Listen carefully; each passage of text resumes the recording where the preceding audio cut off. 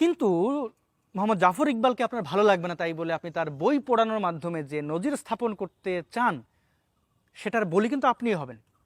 যেমন আমার কাছে এরকম অসংখ্য বই আছে, 1400 বছর আগের একজন মরুর ডাকাত লিখেছিল এই পুস্তকগুলো, এবং এই পুস্তক আমার কাছে কোনো মূল্যই রাখে না। এবার আমি আপনাদের ঘোষণা করতে চাই যে আগামী 27 আগস্ট যখন তারা ডক্টর মোহাম্মদ জাফর ইকবালের বই পড়াবে, তখন আমি এরকম কোরআনের অসংখ্য পৃষ্ঠা পুড়িয়ে তাদের সাথে একাত্মতা পোষণ করব। কারণ এই বই আমি আমার টাকা দিয়ে কিনেছি এবং এই বইয়ের প্রতি আমার কোনো সম্মান নেই। এই বইয়ের যে লেখক, সে কুখ্যাত মরুর ডাকাত, মহা উন্মাদ, তার প্রতি আমার কোনো শ্রদ্ধা নেই। আমি তার বই ছিঁড়ব এবং পড়াবো। দেখি আপনারা বই ছেঁড়া এবং পড়ানোর উদাহরণ যেটা তৈরি করেছেন সেটা আপনারা কতদূর বাস্তবায়ন করতে পারেন। আপনারা অন্যের দিকে ঢিল ছুড়বেন, সমাজে ঘৃণা ছড়াবেন এবং আশা করবেন আপনাদের সাথে এটা হবে না।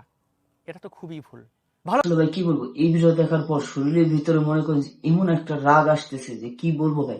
সত্যি কথা, ওরে যদি আমি কোনোদিনও পাই ভাই, সত্যি কথা, এই যে এই সেরা স্যান্ডেল দিয়ে ওর টুনটুনি পেছে এমন বাইরে বাইরেবো, সত্যি কথা ভাই, এই সেরা স্যান্ডেল দিয়ে ওর টুনটুনি পেছে এমন বাইরেবো, ও জীবনে বাচ্চার বাপ হইতে পারবে না। মনে করেন যে এই সেরা জুতা দিয়ে যদি বাইরে হয়, তাও মনে করেন যে এই জুতাটার অপমান করা হবে। সত্যি কথা ভাই, এই জুতাটার যতটুকু দাম আছে ওর তার এক ভাগও দাম নাই। ওরে যদি পাই, সত্যি কথা, এই সেরা জুতা দিয়ে ওরে এমন টুনটুনি পেছে এমন বাইরেবো, ও জীবনে বাচ্চার বাপ হইতে পারবে না। সত্যি কথা ভাই, এই সেরা জুতা দিয়ে যদি ওর বাইরে, ওর মনে করেন যে এই জুতার অপমান করা হবে। এই জুতার থেকেও নিকৃষ্ট লোক ও।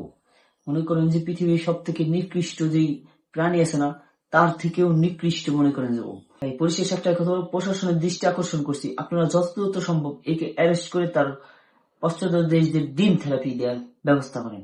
আসলে এ কিন্তু অনেকটা বাড়াবাড়ি করতেছে, এর আগেও অনেক বাড়াবাড়ি করছে, এখন আবার এই যে কিছুদিন, দু একদিন আগে, মানে 2 দিন আগে আর কি, সে অনেকটা বাড়াবাড়ি শুরু করে দিছে।